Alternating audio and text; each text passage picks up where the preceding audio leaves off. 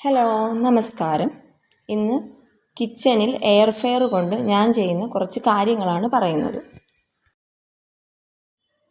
തേങ്ങ ഞാൻ എയർ ഫ്രയറിൽ വറുത്തെടുക്കാറുണ്ട്. തേങ്ങയും ഉള്ളിയും കൂടി എയർ ഫ്രയറിൽ ഒരു 6 മിനിറ്റ് നമ്മൾ എയർ ഫ്രയർ ചെയ്യാൻ വയ്ക്കും. ഒരു 3 മിനിറ്റ് കഴിയുമ്പോഴത്തേക്ക് നമുക്ക് പൗസ് ചെയ്യാമല്ലോ. പൗസ് ചെയ്ത് കുറച്ച് പൊടി, നമ്മൾ മല്ലിപ്പൊടിയും മഞ്ഞൾപ്പൊടിയും മുളക് പൊടിയും കൂടി കുറച്ചുള്ളത് അതിനകത്തോട്ടിട്ട് അതൊന്ന് മിക്സ് ചെയ്ത് അടുത്ത 3 മിനിറ്റ് വയ്ക്കും. അപ്പോൾ ആദ്യം നമ്മൾ 200 ഡിഗ്രി സെൽഷ്യസിലും പിന്നെ ഞാൻ അതിൻ്റെ ചൂട് കുറച്ച് 170 ഡിഗ്രിയിൽ വയ്ക്കും. അപ്പോൾ ഒരു 3 മിനിറ്റ് കഴിയുമ്പോഴത്തേക്ക് പെർഫെക്റ്റായിട്ട് തേങ്ങ വറുത്തെടുക്കാം. നമ്മൾ കറിക്ക് എന്തെങ്കിലും ഒരു അടുപ്പിൽ ചെയ്യുമ്പോഴേക്കും തേങ്ങ റെഡിയായി കിട്ടും. ഞാൻ ആദ്യമൊക്കെ ചെയ്തത് തേങ്ങ മാത്രമേ വറുത്തെടുക്കത്തുള്ളൂ. പിന്നീട് ഗ്യാസ് സ്റ്റൗവിലോട്ട് മാറ്റിയിട്ടാണ് പൊടിയൊക്കെ മൂപ്പിച്ചെടുക്കുന്നത്.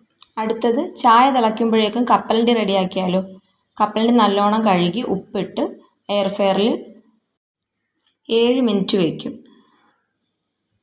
7 മിനിറ്റ് കഴിയുമ്പോഴത്തേക്കും നല്ല പെർഫെക്റ്റ് ആയിട്ടുള്ള കപ്പലണ്ടി വറുത്ത് കിട്ടും. ചൂടാറി കഴിയുമ്പോഴത്തേക്കും നല്ല ക്രിസ്പി ആയിട്ടിരിക്കും. അച്ചാറിടുന്നതിന് മുമ്പ് മാങ്ങ ഞാൻ എയർ ഫ്രയർ ചെയ്ത് അച്ചാറിടാറുണ്ട്. അതുപോലെ മസാലാസൊക്കെ നമ്മൾ പൊടിക്കുന്നതിന് മുമ്പ് ഞാൻ 2-3 മിനിറ്റ്, ഒരുപാട് നേരം വെച്ചാൽ കരിഞ്ഞു പോകും, ഇടയ്ക്കൊന്ന് ഇങ്ങനെ ഇളക്കി കൊടുത്താൽ മതി. പൊടിക്കുന്നതിന് മുമ്പ് നല്ലോണം ചൂടാക്കിയെടുക്കും. നല്ലോണം പൊടിഞ്ഞ് കിട്ടും. മഴക്കാലത്തൊക്കെ നമുക്ക് വെയിലില്ലാത്ത സമയത്തൊക്കെ ഇതുപോലെ ഉണക്കിയെടുക്കാം. അതുപോലെ ബ്രെഡ് ഞാൻ പീനട്ട് ബട്ടറൊക്കെ ചേർത്ത് ടോസ്റ്റ് ചെയ്യാറുണ്ട്. നല്ല റസ്കിൻ്റെ അതേ ടെക്സ്ചറിലും അല്ലാതെയൊക്കെ നല്ല ക്രിസ്പി ആയിട്ട് കിട്ടും. അതുപോലെ ചിക്കൻ്റെ ലെഗ് പീസൊക്കെ ഞാനൊന്ന് എയർ ഫ്രയർ ചെയ്തിട്ടാണ് ഫ്രൈ ചെയ്തെടുക്കാറുള്ളത്. അപ്പം നമുക്ക് പെട്ടെന്ന് തന്നെ അത് ഫ്രൈ ആയിട്ട് കുറച്ച് എണ്ണയ്ക്ക് അത് ഫ്രൈ ചെയ്തെടുക്കാൻ പറ്റും. പിന്നെ ഇത് ക്ലീൻ ചെയ്യാനും വളരെ ഈസിയാണ്. നമ്മുടെ ഡിഷ് വാഷർ ഉപയോഗിച്ച് സാധാ രീതിയിൽ നമുക്ക് ക്ലീൻ ചെയ്തെടുക്കാം.